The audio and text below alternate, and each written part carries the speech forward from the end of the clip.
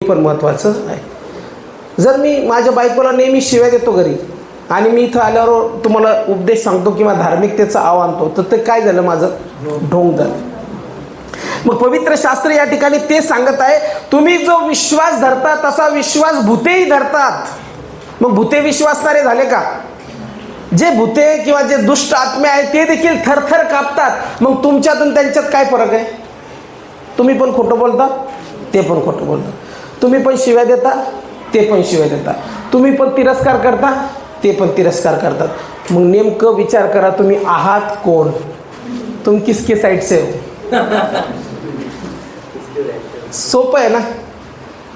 माणसाला म्हणून बोलण्यातून कधीच ओळखायचं नाही. एखादा लय गोड गोड बोलतो, मिठू मिठू बोलतो, वचन सांगतो, किती चांगलं बोलतो, हे करतो, त्याची कृती, त्याची क्रिया, त्याचं जीवन हे फार महत्त्वाचं आहे. म्हणून पवित्र शास्त्र काय सांगतं, बऱ्याचशा वेळेस आम्ही काय करतो, विश्वास बघतो, कृती बघत नाही. परंतु पवित्र शास्त्र आम्हाला स्पष्ट सांगतं याकोबाच्या पत्रामध्ये, याकोब ज्यावेळेस पांगलेल्या ख्रिस्ती लोकांना लिहितो, त्यावेळेस एखाद्या व्यक्तीकडे ज्यावेळेस तुम्ही बघता, त्यावेळेस त्या व्यक्तीकडे बघत असताना फक्त तो किती प्रार्थना करतो, किती विश्वास ठेवतो हे बघू नका, तर त्याचं जीवन कसं आहे हे चेक करा, तो आपल्याला सांगत आहे. म्हणून तो स्पष्ट सांगतो या ठिकाणी की भूते देखील देवाला वर विश्वास ठेवतात आणि थरथर कापतात. म्हणजे सैतान, दुष्ट आत्मे हे विश्वास ठेवतात की येशू देवाचा पुत्र आहे, एकच देव आहे, हे जर विश्वास ते ठेवतात तर आम्ही ठेवतो. पण त्यांची कृती आणि आमची कृती जर सारखीच असली तर आम्ही कोणत्या बाजूने आहोत? म्हणून मी तुम्हाला सांगतो की धार्मिकतेचा आव आणता येत नाही. धार्मिकतेचा आव आणता येत नाही.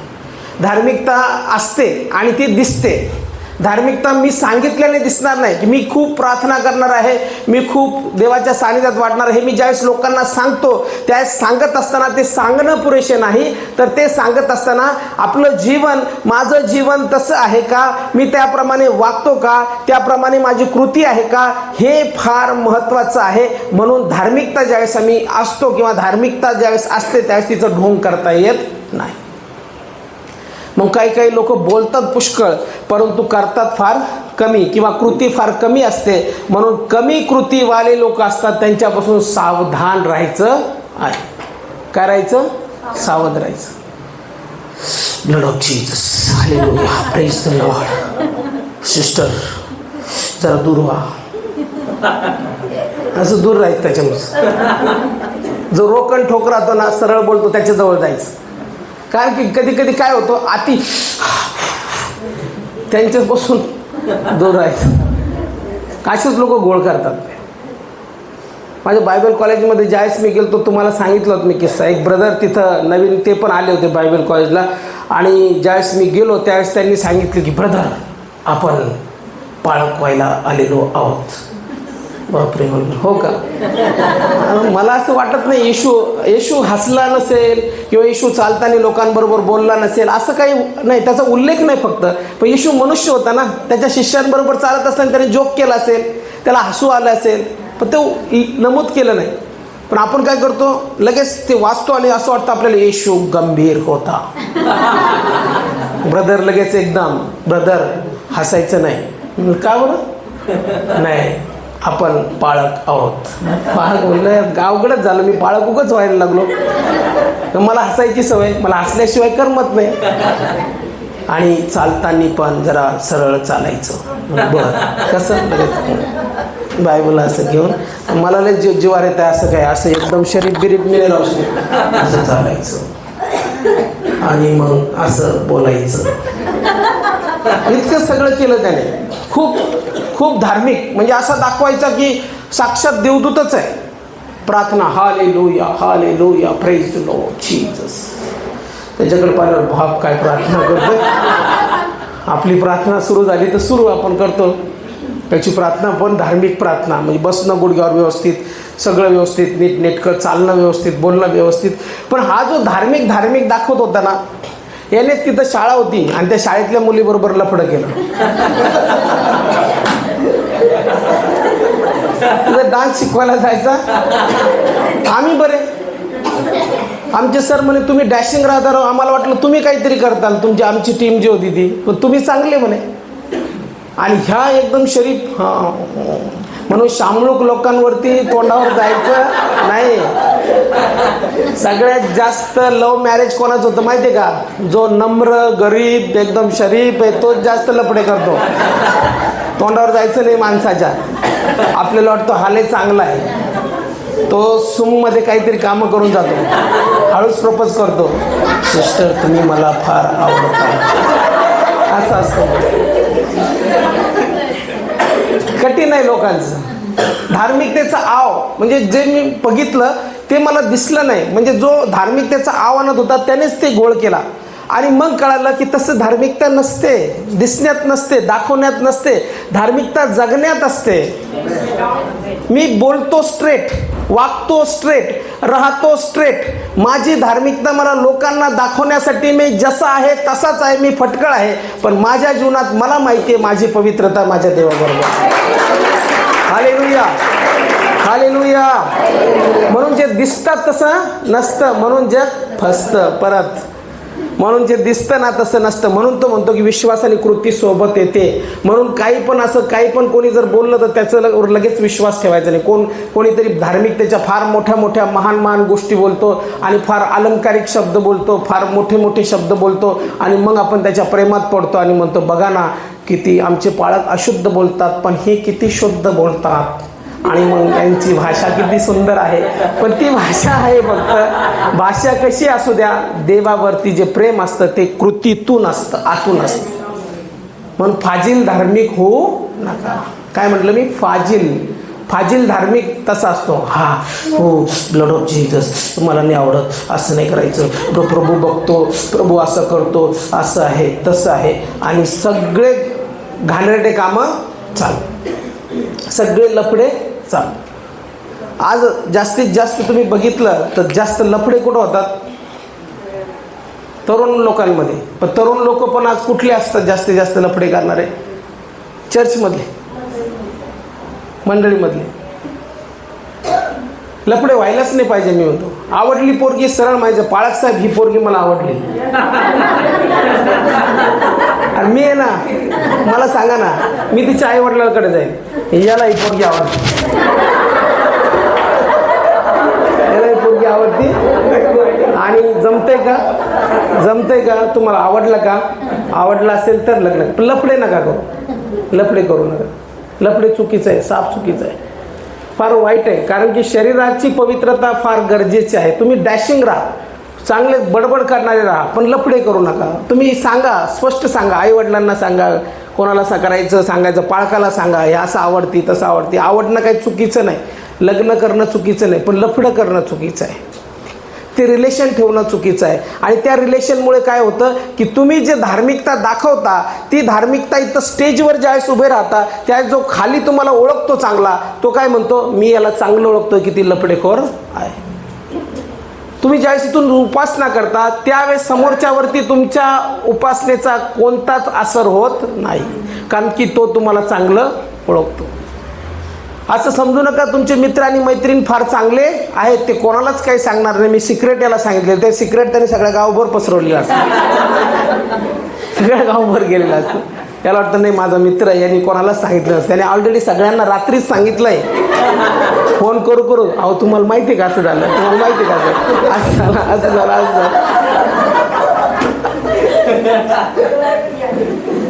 डेंजर आहे सगळं. म्हणून धार्मिकतेचं ढोंग नाही करायचं. ढोंग धार्मिक मी देवाचा मी देवाचं सानिध्य कबूल करतो. तलवार जरी मानेवर आली तर येशू रक्त जाय. काय काम असतं? काही धार्मिक येतात आणि चालल्या जातात. म्हणून विश्वासाबद्दल सांगितलेलं आहे. म्हणून त्याच्यामध्ये सोंग नसतं, ढोंग नसतं. रिअल धार्मिकता जी असते ती विश्वास आणि कृती सोबत येते, आणि तो विश्वास आणि कृती माणसाचा बदलत नाही. जसं मी पूर्वी पण सांगितलं, मूड किंवा तुमच्या स्वभावानुसार, तुमच्या रागानुसार ते बदलत नाही. जो तो आहे तोच राहतो. म्हणून ही धार्मिकता आपल्याला विकत घेता येत नाही, किंवा धार्मिकता आपल्याला ती आपल्या बुद्धीने मिळवता येत नाही. ती धार्मिकता जी आहे ती परमेश्वरापासून प्राप्त होते, आणि पवित्र जीवन जगल्याने ती प्राप्त होते. आपलं जीवन पण स्वच्छ आणि चांगलं असायला पाहिजे. आपण जीवन दुसऱ्यांना दाखवायसाठी करत नाही. समजा मी चर्चमध्ये प्रार्थना करत आहे, प्रार्थना करत असताना चांगली प्रार्थना करते, पण मला आवाज आला, कोणीतरी येतं, लगेच मी लोळून ते ढोंग झालं. ते ढोंग झालं. उलट मी तर म्हणतो मी उठून उभं राहायला पाहिजे आणि कोणी आलं तर त्याला म्हटलं प्रेज द लॉर्ड बसा. का? माझी प्रार्थना माझ्या देवाबरोबर चालू होती, पण कोणीतरी आलं मग मला त्याला बोलायचं आहे. आता मी त्याच्यासमोर प्रार्थना करणार नाही, मी त्याच्याबरोबर बोलणार. याला धार्मिकता म्हणतात. म्हणून धार्मिकतेचं ढोंग नसतं, धार्मिकता असते. ती धार्मिकता खरेदी करता येत नाही. पवित्र शास्त्र आम्हाला शिमोन नावाच्या जादूगाराबद्दल सांगतं. प्रेषितांचे कृत्य याचा 8वा अध्याय जर आम्ही काढला, 8व्या अध्यायामध्ये एक व्यक्ती आहे जो शिमोन जादूगर आहे. आणि तो जादूगर ज्यावेळेस फिलिप त्या नगरामध्ये गेला, शम्रोनामध्ये, त्यावेळेस त्याने बघितलं की हा जो जादूगर आहे त्याच्या जादूगरीने लोकांना थक्क करत होता. आणि हा फार मोठा जादूगर होता आणि त्याच्यामुळे सगळे लोक त्याला मानत होते. आणि असं म्हटलेलं की त्याला देवाची महाशक्ती म्हणत होते. पवित्र शास्त्र सांगतं त्या नगरात जादूगिरी करून शम्रोनी लोकांना थक्क करणारा असा शिमोन नावाचा एक माणूस होता. आपण कोणीतरी मोठे हो असे तो दाखवित असे. लहानांपासून थोरांपर्यंत सर्वजण त्याचे लक्षपूर्वक ऐकत म्हणत, जिला देवाची महाशक्ती म्हणतात तो हा आहे. म्हणजे विचार करा, तो जादूगिरी करत होता आणि लोकांना थक्क करायचा. आणि ज्यावेळेस लोक त्याच्याकडे बघायचे, शिमोन जादूगाराकडे, त्यावेळेस म्हणायचे देवाची महाशक्ती यालाच म्हणतात आणि किती महान हा आहे. आणि एवढा महान असताना त्या ठिकाणी फिलिप आला. फिलिप जो देवाचा सेवक, जो पंक्ती सेवा करणारा, फिलिप शम्रोनामध्ये आला. आणि शम्रोनामध्ये आल्यानंतर फिलिपाने देवाच्या राज्याची सुवार्ता सांगितली. पवित्र शास्त्र आम्हाला सांगतं 12व्या वचनात, तरी पण फिलिप देवाचे राज्य व येशू ख्रिस्ताचे नाव याविषयीची सुवार्ता सांगत असता लोकांचा विश्वास बसला. पुरुष व स्त्रिया यांचा बाप्तिस्मा झाला. म्हणजे पुरुषांनी स्त्रियांनी येशूवरती विश्वास ठेवला आणि विश्वास ठेवल्यानंतर त्यांचा बाप्तिस्मा झाला. व स्वतः शिमोनाने विश्वास धरला व बाप्तिस्मा घेऊन तो फिलिपाच्या सहवासात राहिला. आणि घडत असलेली चिन्हे व महापराक्रमाची कृत्य पाहून तो थक्क झाला. कारण त्याला देखील ते जमलं नाही. ते शिमोन जादूगाराने बघितलं की फिलिप करत आहे. फिलिप जो करत होता तो जे करत आहे ते धार्मिकतेने करत आहे, देवाच्या सानिध्याने करत आहे. तो फिलिप स्वतःचं करत नाही, स्वतःचं नाव व्हावं म्हणून करत नाही. फिलिप देवाच्या नावाचा गौरव करत आहे. फिलिपाने तिथं ज्यावेळेस सुवार्ता सांगितली, अनेक लोकांनी येशूचा स्वीकार केला, त्यांचा बाप्तिस्मा झाला आणि हा देखील त्याच्याबरोबर राहत होता. आणि हे सगळे चिन्हे आणि पराक्रमाची कृत्य पाहून तो थक्क झाला. त्याला आश्चर्य वाटलं की इतकं महान कृत्य कसं होत आहे. आणि तो म्हटला की मी जादूगिरी करून देखील इतके लोक आले नाही, पण इथं हा देवाचं राज्य आणि देवाची सुवार्ता सांगत आहे आणि इतके चिन्ह चमत्कार कसे होत आहे. पण ते चिन्ह चमत्कार फिलिप करत नव्हता, तो देव करत होता. आणि शिमोनाला काय वाटलं की आता हा जे करतो ते मी केलं पाहिजे. कोणाची कॉपी मी करू शकत नाही. मी जर म्हटलं मी बेनीहीन जसे आहे तसं बेनीहीन सारखाच मला चिन्ह चमत्कार देवा दे, तर देव म्हणेन बेनीहीन वेगळा तू वेगळा. Personality different. आपल्या प्रत्येकांचं स्वभाव DNA एकमेकांशी मिळत नाही. आपण सगळे वेगवेगळे आहोत. देवाने आपल्याला सेपरेट बनवलेलं आहे. मी बेनीहीन नाही, मी सुनील कसबे आहे आणि माझ्यासारखा दुसरा सुनील कसबे या पृथ्वीवर नाही. का? कारण की देवाने मला युनिक बनवलेलं आहे. मी कोणाची कॉपी करत नाही. कॉपी करू नका. ओरिजिनल अमिताभ बच्चन ओरिजिनलच असतो, डुप्लिकेट अमिताभ बच्चन डुप्लिकेटच असतो, ओरिजिनल तो ओरिजिनल. मग याला काय वाटलं की आता हा जो चिन्ह करत आहे, हे जे चमत्कार करत आहे, हे चिन्ह चमत्कार मलाही जमले पाहिजे, मलाही जमले पाहिजे. पण देव वेगळ्या पद्धतीने प्रत्येकाला वापरतोय त्याला माहिती नाही. म्हणून तो काय म्हणतो, जे चिन्ह आणि महापराक्रमाची कृत्य हे करत आहे ते मलाही करता यावे. म्हणून 18 ते 20 वचनामध्ये जर आम्ही बघितलं तर तिथं काय म्हणतो तो, मग प्रेषितांचे हात ठेवल्याने पवित्र आत्मा मिळतो हे पाहून शिमोनाने त्यांना पैसे देऊ करून म्हटले. शिमोनाला वाटलं की हे जे दान आहे, हे गिफ्ट आहे, हे मला पैसे देऊन मिळवता येईल. म्हणून तो काय म्हणतो, फिलिपाला पैसे देऊ करून म्हटले. आणि तो काय म्हणतो की ज्या कोणावर मी आपले हात ठेवीन त्याला पवित्र आत्मा मिळावा असा अधिकार मलाही द्या. पण त्याला हे कळालंच नाही की हे दान पैशाने विकत घेता येत नाही. बऱ्याचशा वेळेस आपल्याला समजत नाही पैशाने काय घेता येतं आणि पैशाने काय घेता येत नाही. देवाचं राज्य पैशाने आम्ही विकत घेऊ शकत नाही. आपण जे काही करतो ते देवाच्या राज्यासाठी करत असताना त्या ठिकाणी डिमांड ठेवू शकत नाही की देवा मी देत असताना असं मला दे, हे दान मला दे. आणि तो म्हणतो हे पैसे घ्या, पण मला देखील ज्यावेळेस मी कोणावर हात ठेवील त्यावेळेस त्यांनाही पवित्र आत्मा मिळो असं दान मला द्या तुम्ही, मी पैसे देतो तुम्हाला. पण पवित्र शास्त्र काय सांगतं, ज्या कोणावर मी आपले हात ठेवीन त्याला पवित्र आत्मा मिळावा असा अधिकार मला द्या. तेव्हा पेत्र त्याला म्हणाला, तुझ्या रुपयाचा तुझ्याबरोबर नाश हो, कारण द्रव्य देऊन देवाचे दान मिळवायचा तू विचार केलास. काय? तुझ्या द्रव्याचा तुझ्या रुपयाचा तुझ्याबरोबर नाश हो, कारण तू देवाचा दान खरेदी करण्याचा विचार केला आहे. तुम्ही लाख श्रीमंत असाल, बिल गेट्स जरी असला किंवा मोठे मोठे जे आपण बघतो जे आजचे जे श्रीमंत आहेत त्यांनी जरी म्हटलं की पैसे देतो मी इतके आणि पैसे देऊन मला हे दान द्या, तर हे दान पैशाने खरेदी करता येत नाही, कारण की याच्यामध्ये कॉपी नाही, कॉपी पेस्ट नाही ना. रिअल जीवन जगावं लागतं, रिअल राहावं लागतं, पापापासून दूर राहावं लागतं, देवाच्या सानिध्यात राहावं लागतं, स्वतः धार्मिकतेचं जीवन जगावं लागतं आणि मग नंतर प्रभू त्याच्या इच्छेने त्या व्यक्तीला ते दान देतो. म्हणून दान जे आहे ते पैशाने खरेदी होत नाही, धार्मिकता पैशाने खरेदी होत नाही. म्हणून धार्मिकतेचं ढोंग आणणं चुकीचं आहे. किंवा धार्मिक आपण शिमोन जादूगारासारखं होऊ शकत नाही किंवा म्हणू शकत नाही असं केलंच पाहिजे.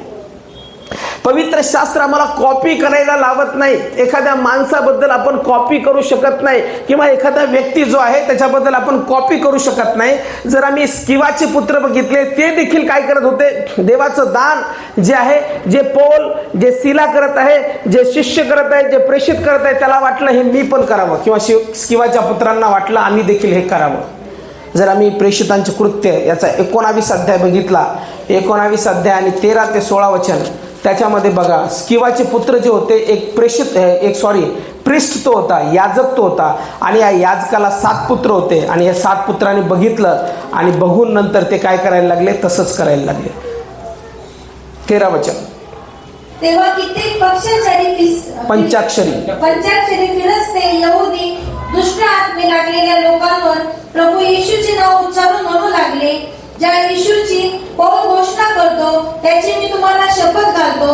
एक यहुदी मुख्य याजक स्किवा याला 7 मुलगे होते, ते असे करत होते. त्यांना दुष्ट आत्म्याने उत्तर दिले, येशूला मी ओळखतो व पौलाची माहिती मला आहे, पण तुम्ही कोण आहात?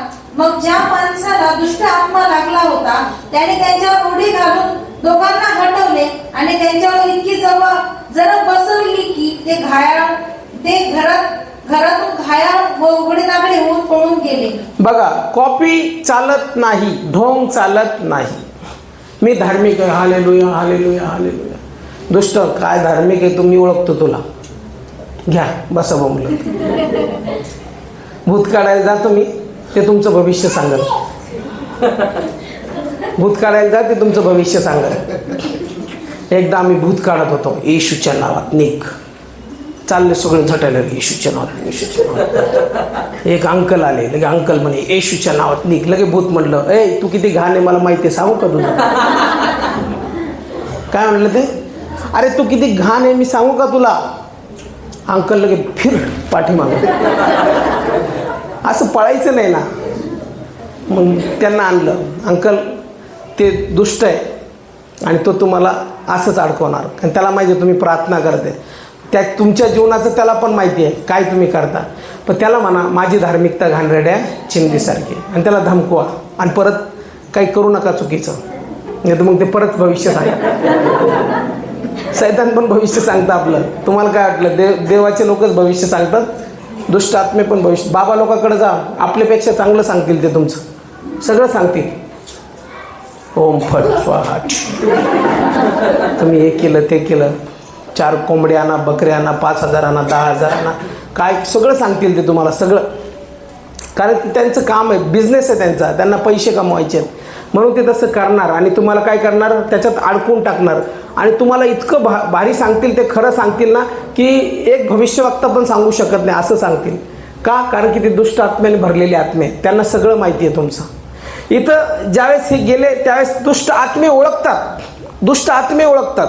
हा किती स्पिरिच्युअल आहे, ही किती आत्म्याने भरलेला आहे, हा किती देवाच्या सानिध्यात राहतो. म्हणून मी दिसणं नाही, मी म्हटलो तुम्हाला मी धार्मिक आहे तर मी धार्मिक होत नाही. माझ्या प्रार्थना धार्मिक ठरवतात, माझं पर्सनल प्रेयर लाईफ धार्मिक ठरवतो, मी एकांतात काय करतो ते मला धार्मिक ठरवतो, माझं शरीर मी पवित्र ठेवतो का ते मला धार्मिक ठरवतं, अन्यथा मी धार्मिक नाही.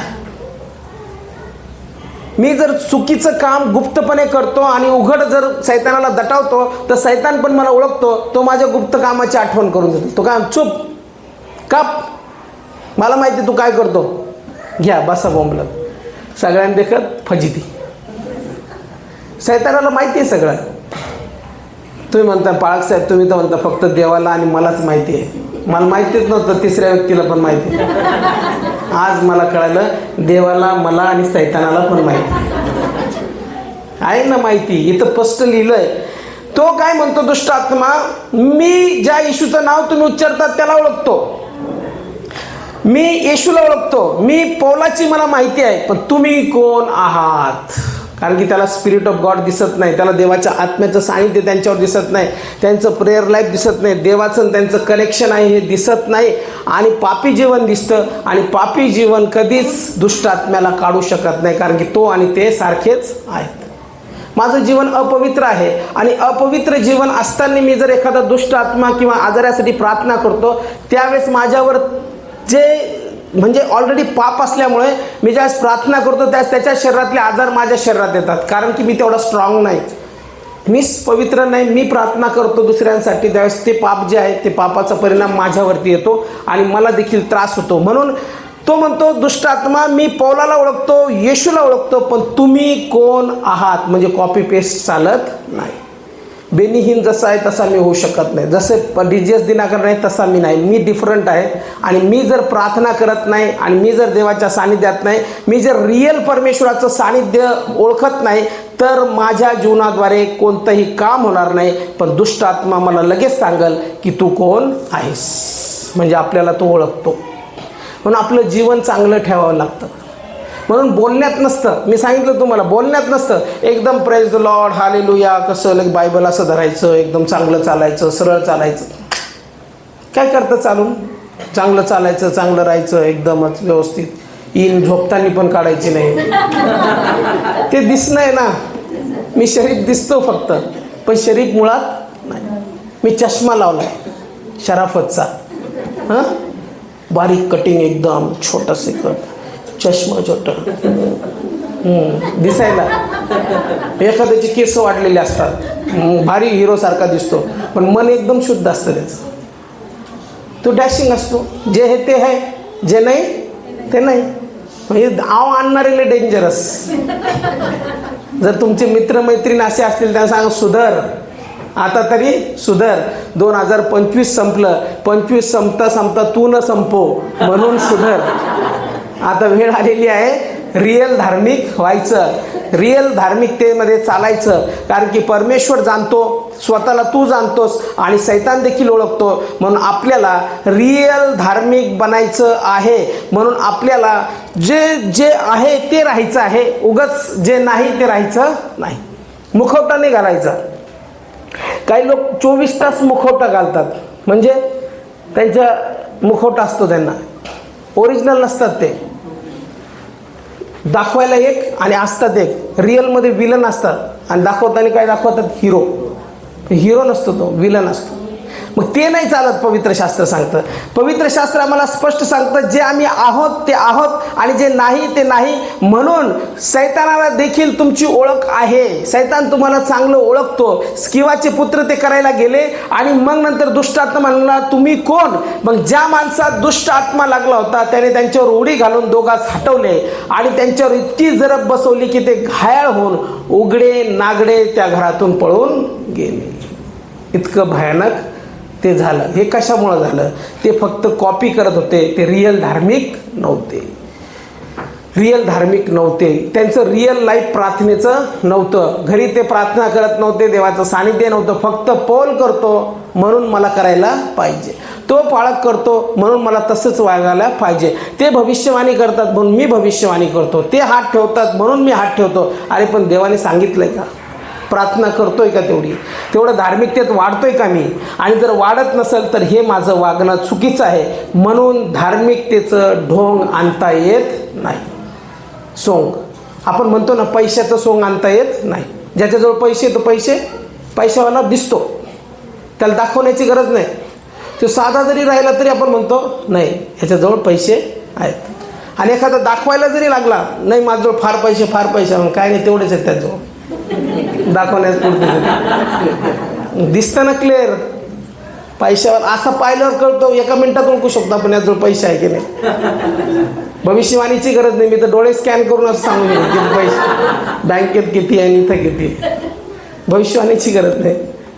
पैसा दिसतो, आव आणता येत नाही, सोंग आणता येत नाही, पैशाचं सोंग आणता येत नाही. जो असतो तो असतोच आणि ज्याजवळ नसतो तो नसतोच. त्याच्यामुळे म्हणता येत नाही की माझ्याजवळ पैसा किती म्हणला एखादा, तर ते दिसतं त्याच्यातून, त्याच्या वागण्यातून, बोलण्यातून, त्याजवळ असणाऱ्या गोष्टीतून, त्याच्या सगळ्या कृतीतून दिसतं याच्याजवळ काय आहे. पैसे म्हणण्यातून नाही दिसत. तो साधा जरी असला तरी त्याच्याजवळ असले तर असतात, नसले तर नसतात. तसं परमेश्वराचं राज्य आहे, जे आहे ते आहे, जे नाही ते नाही. म्हणून भूत देखील भविष्यवाणी करतं. काय म्हटलं मी? भूत देखील भविष्यवाणी करतं. पवित्र शास्त्र सांगतं, मी सांगत नाही. पौल ज्यावेळेस वाचू आपण ते प्रेषितांची कृत्य याचा 16वा अध्याय आणि 16 ते 18 वचन. प्रेषितांची कृत्य याचा 16वा अध्याय आणि 16 ते 18 वचन. मग असे झाले की वाचा, पूर्ण वाचा 16वा अध्याय. मग असे झाले की आम्ही प्रार्थना स्थळाकडे जात असता कोणी मुलगी आम्हाला आढळली, तिच्या अंगात येत असे. ती दैव प्रश्न सांगून आपल्या धन्यांना पुष्कळ मिळकत करून देत असे. ती पौलाच्या व आमच्या मागे येऊन मोठ्याने म्हणाली, हे लोक परस्पर देवाचे दास आहेत, हे तुम्हाला तारणाचा मार्ग कळवतात. असे ती पुष्कळ दिवस करत असे. मग पौलाला अतिशय वाईट वाटले व मागे वळून तो त्या पिशाच्याला म्हणाला, येशू ख्रिस्ताच्या नावाने मी तुला आज्ञा करतो की तू हिच्यामधून निघून जा. आणि ते तात्काळ निघून गेले. भूत पण भविष्यवाणी करतं, याच्यात काय एवढी मोठी गोष्ट आहे?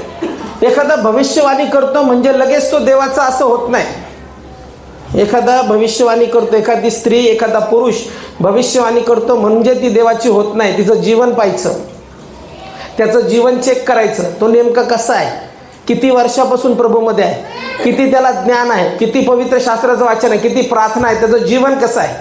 कारण की ही जी मुलगी होती हिच्या अंगात येत होतं आणि अंगात येत असताना ही काय करायची, त्या नदीच्या काठी बसायची आणि बसून मग ती काय करायची, तिला दैवी प्रश्न लोक विचारायचे आणि मग ती उत्तरं द्यायची आणि ती सांगायची. आणि न बघितलं की देवाचे दास नेहमी तिथून जात आहे, लोकांना सुवार्ता सांगताय, त्यावेळेस ती बऱ्याचशा वेळेस काय करायची, पौल त्या ठिकाणाहून जात असताना ती ओरडून सांगायची आणि काय म्हणायची, मग असे झाले की आम्ही प्रार्थना स्थळाकडे जात असता कोणी एक मुलगी आम्हाला आढळली, तिच्या अंगात येत असे.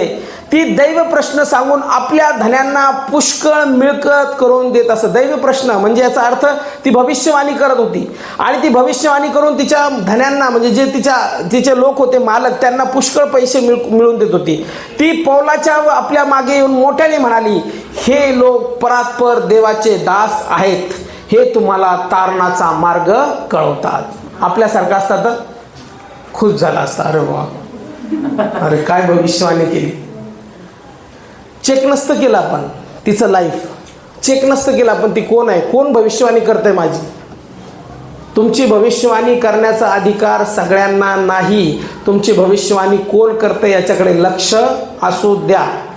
प्रत्येक भविष्यवाणी शास्त्र प्रेरित असते, कारण की जी जी प्रॉफिसी येते, prophecy is belongs to god's word. कारण की जी पण प्रॉफिसी येते, बायबल इज द लास्ट रेव्हेलेशन.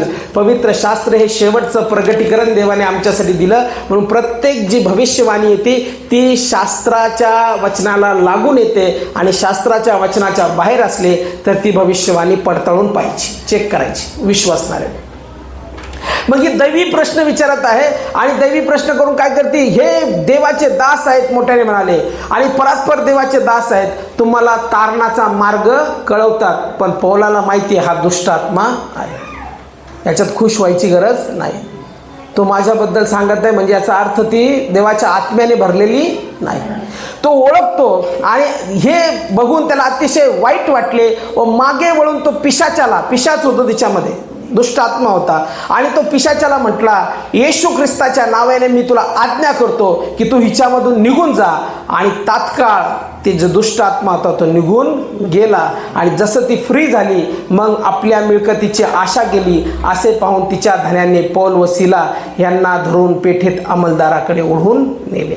कारण की ते भूत निघलं तिच्यातून, तिला आता याय ना प्रश्न, तिला आता सांगता येईना भविष्यवाणी, म्हणून ते निघून गेलं तिच्यातून. आणि मग ते जे मालक होते त्यांना फार वाईट वाटलं, आपलं कमाईचं साधन गेलं. कारण हे कमाई करणारे नव्हते, हे जे होते हे देवाचं वचन सांगणारे होते, पण ती जे होती ते कमाई करणारे होते. आज तुम्हाला पुष्कळ लोक भेटतील जे कमाई करणारे आहेत, जे बाबा आहेत, जे वेगवेगळ्या गोष्टी करतात, करणी काय काय काय काय करतात, आणि आपले काही लोक देखील तिथं जाऊन बसतात. मी ख्रिस्ती लोकांना देखील तिथं जाऊन बसताना बघितलेलं आहे. आला तर गुण आला, काय म्हणतात, आला गुण तर आला. चूक, रॉंग.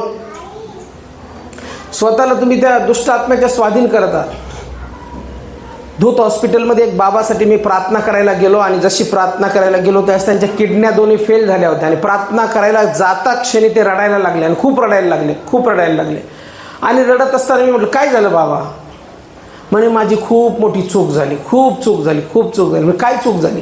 मी लहानपणापासून येशूच्या मार्गावर चाललो, मी लहानपणापासून बायबल वाचलं, मी प्रार्थना केल्या, मी पूर्ण जीवन परमेश्वराच्या सानिध्यात घातलं, पण या आजाराने मला बेजार केलं, आणि काही लोकांनी मला चुकीच्या ठिकाणी नेलं, आणि मी देखील गेलो, आणि तिथं जाऊन मी बसलो. मला त्याचा आज फार मोठा पश्चाताप होत आहे. आज मी मेलो तरी चालेल, पण मी येशूला सोडणार नाही. जाऊ नका कुठं पण, बसू नका कुठं पण. काय करताय तुम्ही? जिवंत देवाला सोडून देताय. फार भयानक आहे. परवाच्या दिवशी एका घरात मी गेलो, आणि घरात म्हटलं चांगलं, चला ख्रिसमसचं थोडंफार आपण गिफ्ट दिलं पाहिजे आपल्या परिवाराकडून. आणि गेलो आणि पाहतो तर फार विचित्र दिसलं मला, की जे टमाटमा फक्त बोलायचे. म्हणून मला बोलणारे लोक आवडत नाही. जास्त बोलणारा वाचाळ जास्त घातक असतो. ते असे बोलायचे, इथं यायचे आपले, आणि काय म्हणायचे, पाळक साहेब मी तर तुम्हाला सोडणारच नाही, असंच नाही, पाळक साहेब हे गेले ते चालणं, तसं गेलं चालणं, तुम्ही आमचे बाप, तुम्ही आमचे हे, तुम्ही आमचे ते. असं देवाने तर लयच केलं, देव तर आमचाच, देव असाच, देव तसाच, देव देव देव देव करत होते मागच्या वर्षापर्यंत. आता घरात जाऊन बघितलं तर दुसरंच काहीतरी चालू. ते पाहून माझी मिसेस सुद्धा आपकली. म्हणून प्रत्येक बडबड करणारा, प्रत्येक जो म्हणतो की आम्ही आहोत येशूमध्ये, आम्ही विश्वास ठेवलेला आहे, तो प्रत्येकजण जोपर्यंत पूर्ण आज्ञेचं पालन करत नाही, पवित्र शास्त्रानुसार पवित्र आत्म्याच्या सामर्थ्याने भरत नाही, बाप्तिस्मा घेत नाही, देवाच्या राज्यात वाढत नाही, तोपर्यंत तो डुप्लिकेट जीवन जगत आहे. काही लोक फक्त येतात, प्रेज लॉर्ड, हालेलुया, बाप्तिस्मा, प्रार्थना नाही, देवाचं सानिध्य असं कुठं असतं का हो? आज मेले, बाहेर गेले, ॲक्सिडेंट झाला तर ज्यांनी बाप्तिस्मा घेतला नाही, आता तुम्ही गेले बाहेर, हो नाही तुमचा ॲक्सिडेंट पण झाला आणि तुम्ही मेले, काय होईल तुमचं? समाजाला घाबरू, जगाला घाबरू, मी बाप्तिस्मा घेत नाही, मी पूर्ण येशूचा स्वीकार करत नाही, मला आशीर्वाद भेटले, बस झाले, बस. आणि मग नंतर तुमचा ॲक्सिडेंट झाला. देव काय विचारेन तुम्हाला? पहिले तुम्ही आज्ञेचं पालन केलं का? पूर्ण नाही. बाप्तिस्मा घेतलं का? नाही. काय करताय तुम्ही? किती दिवस ढोंग चालणार आहे? कशाचे आशीर्वाद? असे आशीर्वाद असतात. म्हणून बडबड करणारे प्रत्येकजण देवाच्या सानिध्यात वाढते असं होऊ शकत नाही. पूर्ण कंप्लीट आज्ञा पालन केलंय का? असं पवित्र आत्मा कोणाच्याही द्वारे काम करत नाही. कोणाच्याही द्वारे पवित्र आत्मा काम करत नाही. पूर्ण आज्ञा पालन केल्याशिवाय पवित्र आत्मा काम करत नाही. इथं उभा राहणाऱ्यांसुद्धा बाप्तिस्मा असला पाहिजे, देवाच्या पूर्ण आज्ञेचं पालन केलं पाहिजे. इथं उभं राहणाऱ्यालाच काही माहिती नाही की पश्चाताप झाला की नाही मला, किंवा बाप्तिस्मा घ्यायचा की नाही मला. काय करताय? हे फक्त खेळ चालू आहे आपला. खेळ कुणाला देवाचा कळला, ढोंग चालू आहे, ढोंग. हालेलुया. आमच्या बायबल कॉलेजमध्ये एक प्रीचर आहे, ते म्हणतात मला 12व्या वर्षी कळालं की मी पापी आहे. वयाच्या 12व्या वर्षी मला कळालं मी पापी आहे. आणि ज्यावेळेस मी बेचैन झालो आणि वयाच्या 12व्या वर्षी मी गेलो पास्टरला, मी लहान होतो, मी म्हणलो पास्टर मला बाप्तिस्मा द्या, मी मरायच्या पहिले मला. अरे बाळा तू खूप लहान आहे म्हणे, मला पश्चाताप झाला आहे म्हणे, मला आज कळालं मी पापी आहे आणि मला स्वर्गाच्या राज्यात जायचं आहे, मला मरायचं, त्यावेळेस मला येशूच्या बरोबर राहायचं आहे, म्हणून मला बाप्तिस्मा द्या. कितव्या वर्षी? 12व्या वर्षी त्याला कळालं. आपण 26, 27, 30, 35, 40 वर्षाचे घोडमे होतो. पण आपल्याला काही कळतच नाही की बाप्तिस्मा घेतला पाहिजे. का बाप्तिस्मा घेत नाही, का पूर्ण आज्ञेत चालत नाही, असं देवाचं नसतं सांगितलं. हे ढोंग आहे. ढोंगी राहायचं नाही. म्हणून 2025 मध्ये सर्व ढोंग येशूच्या नावात बंद हो. येशूच्या नावात. मला माझ्या समोर 4 लोक जरी बसले तरी चालेल, पण 4 लोक 4 लाख लोकांना हलवणार. जे रिअल आहे, रिअल, नॉट डुप्लिकेट नको. आता बस तर ओरिजिनल राहायचं, काही गरज नाही. मानायचं येशूला तर खरं मानायचं, नाहीतर मानायचं नाही. काही अर्थ नाही त्याच्यामध्ये. कारण की हे सगळं जे चाललेलं आहे, ढोंग चाललेलं आहे. ढोंगातून आपल्याला बाहेर यायचं आहे. कारण की परमेश्वर ढोंगी लोकांना आशीर्वादित करत नाही. धार्मिकतेचा आव आणणाऱ्या लोकांना आशीर्वादित करत नाही. जे रिअल धार्मिक आहे त्यांना आशीर्वादित करतो. म्हणून आपल्याला दाखवण्यासाठी येशूला मानायचं नाही, आहे म्हणून मानायचं, नाही तर मानायचं नाही. रिअल राहायचं, रिअल, ओरिजिनल, डुप्लिकेट राहायचं नाही. मग हे जे चाललेलं होतं हे सगळं काय पैसे कमवण्यासाठी चाललेलं होतं. आपल्याला पैसे कमवायचे नाही, मला बिझनेसमॅन व्हायचं नाही, किंवा मला लय मोठा पैसा कमवायचा नाही आणि तो पैसा सगळा घेऊन मला स्वर्गात जायचं नाही. देवा हे बघ थैली भरून आणली मी, हे पास्टर होतो मी पॉवरफुल, हे पैसे द्यायचे लोक जमा केले, पेटीत टाकले, आलो घेऊन, हे सोनं. ते नाही करायचं मला. हे सगळं इथंच राहणार आहे. उपभोगायला दिलं, उपभोगा. तुम्ही श्रीमंत देव बनवते ना, तुम्हाला डबल बनव, टिबल बनव, चौपर बनव. असे श्रीमंत हो तुम्ही की तुमच्या श्रीमंतांनी तुम्ही देवाची सेवा करू. ते तुम्हाला दान आहे. प्रत्येकाला वेगवेगळं दान आहे. तुम्ही श्रीमंत हो, पण लालच नाही बाळगायची. राहायचं, ओरिजिनल राहायचं, डुप्लिकेट राहायचं नाही. म्हणून परमेश्वराने जे आज्ञा दिलेली आता 2025 संपत आहे. या 25 संपत असताना आम्ही म्हणायचं की देवा मला रिअल व्यक्ती बनव जो खरा धार्मिक असेल. आता हन्न्या आणि सपेरा बघा, हे चर्चमधले लोक होते, हन्न्या आणि सपेरा. आणि हन्न्या आणि सपेरा त्या काळात असं होतं की जे काही मालमत्ता ती होती ती सगळी एकत्रित होती आणि प्रेषितांच्या चरणाजवळ आणून टाकत होते. ते पण त्यांच्या मर्जीनुसार, असं कंपल्सरी नव्हतं. शब्द. मग इथं काय झालं, हन्न्या आणि सपेरा नावाचे इसम होते, पती पत्नी होते. त्यावेळेस त्यांनी काय केलं माहिती आहे का, त्यांनी संगनमताने त्यांची मालमत्ता विकली. हन्न्या नावाचा कोणी एक इसम, त्याची बायको सपेरा यांनी आपली मालमत्ता विकली. मग त्याने आपल्या किमतीतून काही भाग बायकोच्या संमतीनं मागे ठेवला व काही भाग आणून प्रेषितांच्या चरणापाशी ठेवला. तेव्हा पेत्र म्हणाला, हन्न्या तू पवित्र आत्म्याशी लबाडी करावी व जमिनीच्या किमतीतून काही ठेवून घ्यावे, म्हणून सैतानाने तुझे मन का भरवले आहे.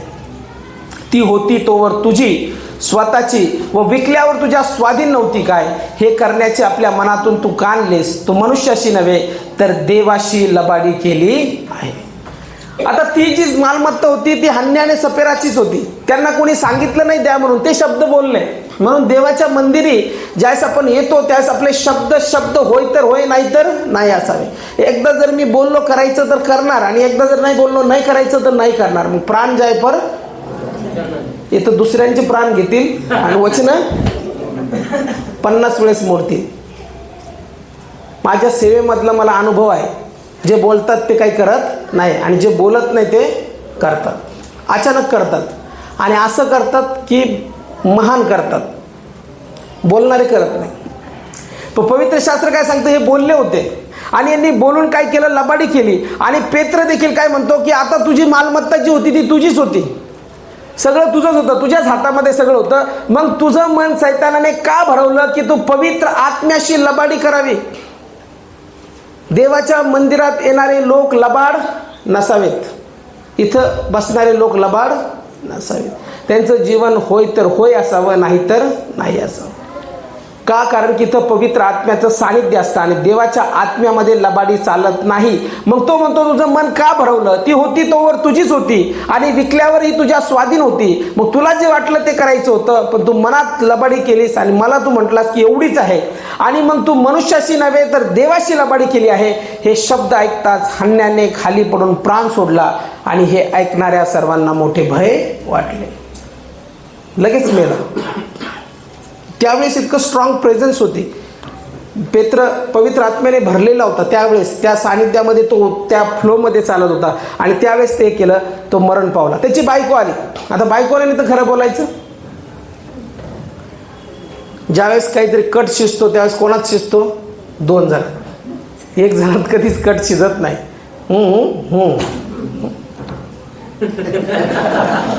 कोणाला सांगायचं? इतकी आपल्याजवळ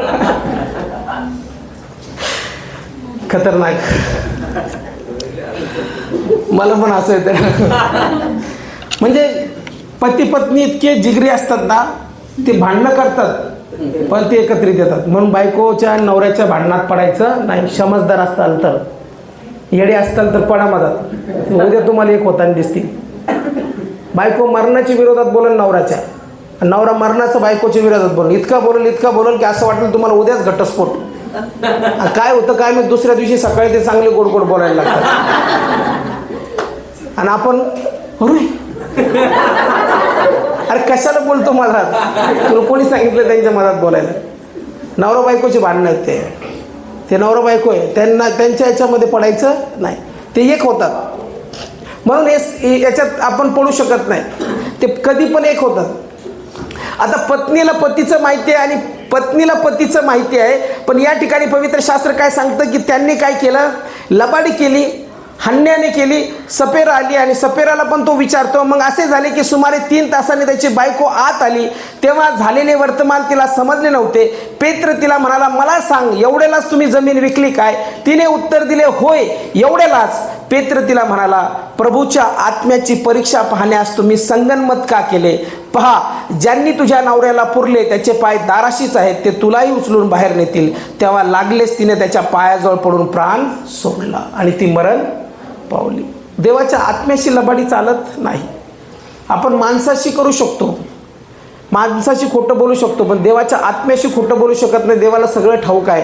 मग ज्यावेळेस ही लबाडी त्यांनी केली त्यावेळेस या ठिकाणी त्यांना शिक्षा भोगावी लागली. म्हणून आमचा शब्द जे आहे, जसं पवित्र शास्त्र आम्हाला सांगतं, हो तर हो असावा, नाही तर नाही असावा, पण धार्मिकतेचं ढोंग आम्ही करू नाही. म्हणून धार्मिकतेचं पांघरून घ्यायचं नाही, ते बंद करायचं. आपल्याला जे आहे ते बोलायचं, जे नाही ते बोलायचं नाही. म्हणून तुम्ही आता सध्या एक बघितलं असेल, एपिस्टल नावाची फाईल उघडल्या गेलेली. एपिस्टल तुम्ही बातम्या बघता की नाही काय माहिती, पण एपिस्टल नावाची फाईल आहे. त्याच्यामध्ये सगळे मोठे मोठे लीडर्स आहेत. ट्रम्प, त्याच्यानंतर बिल गेट्स, त्याच्यानंतर काय म्हणतात त्याला, फार मोठे मोठे लीडर आहेत. आणि ते एका सेक्स स्कॅन्डलमध्ये अडकलेले आहेत. म्हणजे लहान मुलीबरोबर नातेसंबंध तयार करणे. आणि हे काय करायचे, हे माणूस जो होता एपिस्टल नावाचा, तो त्यांना घेऊन जायचा मौज मजा करायला त्या बेटावरती. आणि मग तिथं हे मोठे मोठे लोक, कितीतरी डॉलरला सौदा व्हायचा. आणि मग तिथं हा खेळ चालायचा. मग शरीराची वासना आणि मोठे मोठे लोक आहेत त्याच्यात. आपल्या भारतामध्ये पण तो काही लीडर्स त्याच्यामध्ये मोठे मोठे आहेत. म्हणजे हे जे सगळं जर आपण बघतो ना, जगामध्ये देहाची वासना फार प्रबळ आहे. आणि सध्याच्या काळामध्ये देहाची वासना जास्त उफाळत आहे. फार लोक पापात पडत आहेत, फार लोक नातेसंबंध ठेवत आहे. आणि असे नातेसंबंध ठेवत आहे. तुम्ही जर बातम्या वाचल्या, पेपर वाचल्या, किंवा त्याच्यामध्ये तुम्ही हे बघितलं, काय म्हणतात, न्यूज बघितलं, तर एक मुलगी याच्याबरोबर, एक मुलगी याच्याबरोबर, याच्याबरोबर, याच्याबरोबर, याच्याबरोबर, याच्याबरोबर, याच्याबरोबर, अजून कोणाबरोबर काय माहिती. काय चाललंय? एक माणूस लग्न झालेला असतो, पण लग्न झालेला माणूस ह्या बाईबरोबर नातेसंबंध, त्या बाईबरोबर नातेसंबंध, ते काय चाललंय? म्हणजे हे चिन्ह चांगले नाही. हे चिन्ह शेवटच्या काळाचे. बिहारमध्ये एक गाव आहे, त्या गावामध्ये एड्सचा विस्फोट झाला. एड्स फार भयानक रोग आहे. हे कशामुळं झालं? पापामुळं झालं. हे कोणी बोलत नाही. आपल्याला फक्त मोठ्या मोठ्या प्रॉफेसी, चांगलं बोललेलं पाहिजे. पाप बोललेलं आवडत नाही. घाण बोलू नका. घाण तर सगळे लोक आहेत. विचारसरणी घाण, नजर घाण, बोलणं घाण, सगळं घाण. आणि काय करतात? हे देवा मला क्षमा कर. काय लबाड काय करायचं? ते एपिस्टिन फाईलचं सगळं ओपन होते आता. त्याच्यात बड्या लोकांचे पिक्चर्स येत आहेत, चित्र येत आहेत, त्या मुलींचे चित्र येते. लोलिता नावाची एक कादंबरी एका माणसाने लिहिली होती आणि ती कादंबरी जी ती फार प्रसिद्ध झालेली होती, पण तिच्यावर बंदी आणली होती कारण की ती अश्लील कादंबरी होती.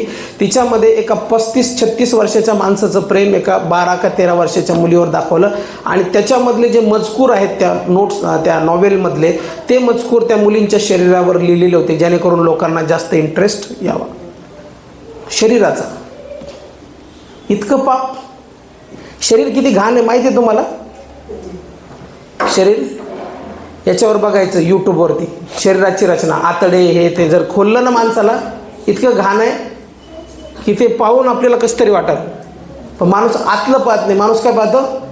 देवाने दिली नाही एक बायको, बस ना. किती दिलं नाही एक पुरुष देवाने आपल्याला, त्याच्याशी प्रामाणिक राहायचं, तिच्याशी प्रामाणिक राहायचं. पण ते आवडत नाही. आपल्याला काय आवडतं? टेस्ट. ही गर्लफ्रेंड, हे बॉयफ्रेंड, तो बॉयफ्रेंड, हे बॉयफ्रेंड. अरे किती बॉयफ्रेंड. रील पण काय येतात माहिती आहे का आजकाल? एक रील बघितली मी बघतो रील, मुद्दा म्हणून बघतो मी. रील बघतो, स्टेटस बघतो, याच्यासाठी बघतो की मला कळायला पाहिजे जगात काय चाललंय. त्या रीलमध्ये एक पोरगा म्हणतो, अरे ऐक ना, माझं तुझ्यावर प्रेम आहे. ती म्हणते, नाही मी ऑलरेडी एंगेज आहे. ती म्हणते, तू 2 डिझर्व करतेस. तो म्हणतो, तुला 2 पाहिजे. ती म्हणते, ऑलरेडी मला 5 आहे. हे चांगलं लक्षण. हे शरीराची वासना आहे. शरीराची वासना. जो रिअल प्रेम करतो तो शरीराच्या मोहात अडकत नाही. हे प्रेम असतं. शारीरिक प्रेम वेगळं आणि रिअल प्रेम वेगळं. जो खरा प्रेम करतो तो शरीराची वासना भागवत नाही.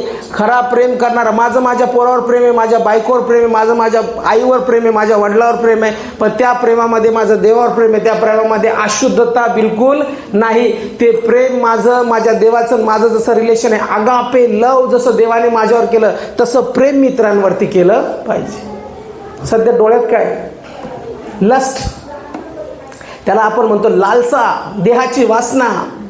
हार्मोन्स हाय झालेत लोकांचे सध्या. काय किती दिवस वासना टिकणार आहे?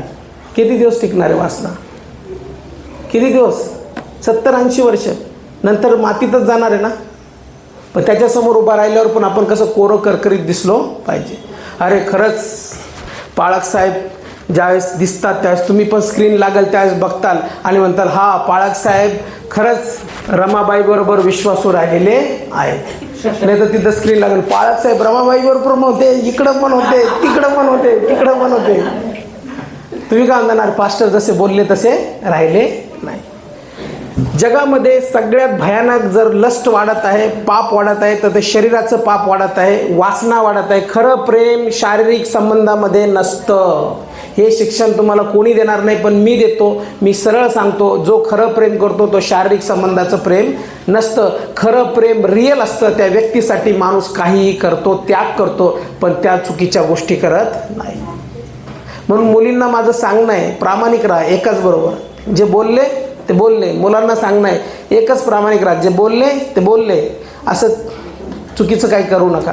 कारण की हे जे जगात जे चाललेलं आहे, हे फाईल जे ओपन होतं आहे, या काय ओपन होतं आहे, या सगळ्या चुकीच्या आहेत. हे रिलेशन चुकीचे आहेत. एवढे मोठमोठे लोक, जर बिल गेट्सचा तुम्ही, बिल गेट्स ज्याचा विचार कधी केला नाही, बिल क्लिंटन म्हणजे जो पंतप्रधान राहिलेला अमेरिकाचा, त्याचा विचार कधी केला नसेल, ते असे कामं करतात. त्यांचे फाईल ओपन होत आहे. आता ही तर फाईल इथं ओपन झाली, स्वर्गात जी ओपन होईल ती कशी होईल? इथं सगळ्या बसलेल्याच्या फाईली ओपन होतील आणि मग जे दिसल ते काहीतरी वेगळंच दिसल. म्हणून आत्ताच वेळ आहे, सुधरा, फळापोसून कोरा करा आणि देवाला म्हणा, देवा मला क्षमा कर. 2025 पर्यंत मी शरीराची वासना पूर्ण केली. माझ्या डोळ्याची वासना, माझी लालसा जास्त उफाळत होते, पण आज मी येशूच्या नावामध्ये मी ढोंगी नाही तर मी खरा धार्मिक बनत आहे. Hallelujah, hallelujah. बाप्तिस्मा घ्या, देवाच्या राज्यात खरं वाढा. असा आशीर्वाद भेटत नाही बरं का. खोटं खोटं नका करू देवाची उपासना. रिअल म्हणा. ज्या दिवशी मला कळालं ख्रिस्त येशू माझ्या पापासाठी मरण पावला, त्या दिवशी मी निश्चय केला की माझा येशू जर माझ्यासाठी मरण पावला तर माझी कृती ही आहे की मला बाप्तिस्मा घ्यायचा आहे आणि मला परिपूर्ण जीवन जगायचं आहे. मी पूर्ण येशूच्या पाठीमागे चाललो. मी त्यावेळेस माझ्या लोकांचा विचार केला नाही, कोणाचा विचार केला नाही, आई वडिलांचा विचार केला नाही. मी एकच विचार केला की मला ख्रिस्त समजला, मला जीवन लाभलं आणि मला बाप्तिस्मा घ्यायचा आहे. मला पूर्ण आज्ञा पालन करायचे आहे. मला डुप्लिकेट राहायचं नाही आणि मी डुप्लिकेट राहणं सोडून दिलं. म्हणून आम्ही परमेश्वरामध्ये स्थिरतेने राहिलं पाहिजे. कुणाच्या स्टेटसहून कुणाची धार्मिकता ओळखता येत नाही. आता एक जण म्हणे की नाही त्याचं स्टेटस, एका मुलाचं त्याचं स्टेटस आम्ही पाहतो आणि त्या स्टेटसहून आम्हाला वाटतं तो विश्वासणारा नाही. स्टेटसहून कोणी विश्वासात असतं नसतं का? आणि एखादा धार्मिक स्टेटसवर धार्मिक टाकतो आणि जीवन जगतो पूर्ण पापाचं, त्याचं काय? स्टेटस बिटसमध्ये काय नाही, हे मोबाईलचं आहे. राहायचं तर ओरिजिनल, नाही तर राहायचं नाही. आज मी तुम्हाला हे वचन याच्यासाठी देत आहे, हे कडक वचन आहे की धार्मिकतेत ढोंग नसतं.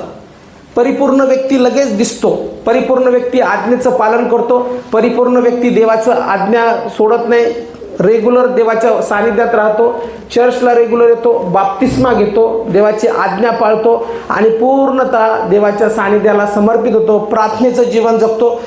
आपल्या लेकरांना शिकवतो, आपल्या लेकरांना सांगतो की असं जीवन जगायचं आहे, तुला नियमित परमेश्वराच्या सानिध्यात वाढायचं आहे, तुला पश्चाताप झाला की नाही, तुला पाप कळतं की नाही ते विचारायचं आपल्या लेकरांना. बाप्तिस्मा बद्दल त्यांना शिक्षण द्यायचं, सांगायचं आणि त्याच्यानंतर आपल्याला कळतं की हा व्यक्ती परिपूर्ण विश्वासामध्ये चालत आहे. म्हणून आज मला ते सांगणं आहे की धार्मिकतेचं ढोंग आणता येत नाही आणि परमेश्वराच्या राज्यामध्ये आम्ही निश्चित वाढत असताना आम्ही चांगलं आणि खऱ्या रीतीने वाढावं. म्हणून हे सगळे जे उदाहरणं आहेत, शिमोन जादूगर, स्किवाचे पुत्र, भूतग्रस्त मुलगी, हन्या आणि सपेरा, हे सगळे उदाहरण जे आम्ही बघितले, हे सगळे जे होते याच्यामध्ये आम्हाला ढोंग पाहायला भेटतं आणि त्याच्यामुळे ढोंगचा नाश झालेला आहे.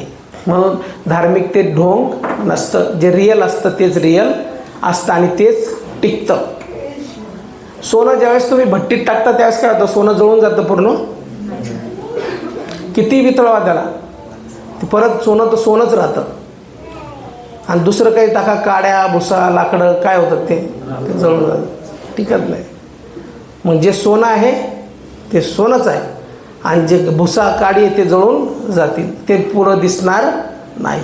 पण जे सोने आहेत ते कायम चमकतील, आकाशातल्या ताऱ्याप्रमाणे चमकतील. या युगात नाही तर पवित्र शास्त्र सांगतं युगान युग ते चमकत राहतील, युगानुयुग. म्हणून 2026 मध्ये जात असताना तोंडाला आपल्या कुलूप लावायची, जास्त बोलायचं नाही. मी पाळसर तुमच्यावरच राहणार आहे, असंच करणार आहे, तसंच करणार आहे, नाही ना देवच माझा, देवच माझा, काही नाही बोलायचं. गप विश्वासात राहायचं, कृतीतून दाखवायचं, बोलण्यातून नाही. त्या दिवशी पाहिलं मी जे बोलणार आहेत त्यांचं सगळं ख्रिस्तापासून दूर, एकदम पाहिलं तर वाईट वाटलं. बडबड नको, येशूमध्ये स्थिरता असायला पाहिजे. कमी बोला, एकच बोला, पण व्यवस्थित बोला आणि देवाच्या राज्यामध्ये टिकून राहा. ज्यांनी आतापर्यंत पूर्ण आज्ञेचं पालन केलं नाही, बाप्तिस्मा घेतला नाही, तुम्हाला संधी आहे, बाप्तिस्मा घ्या. 2025 लागलं, काही झालं उद्या तर मग उद्या मला दोष देऊ नका, उद्या देवाला सांगू नका वरती गेल्यावर त्या पाळकाने बाप्तिस्मा दिला नाही, मी तयार आहे.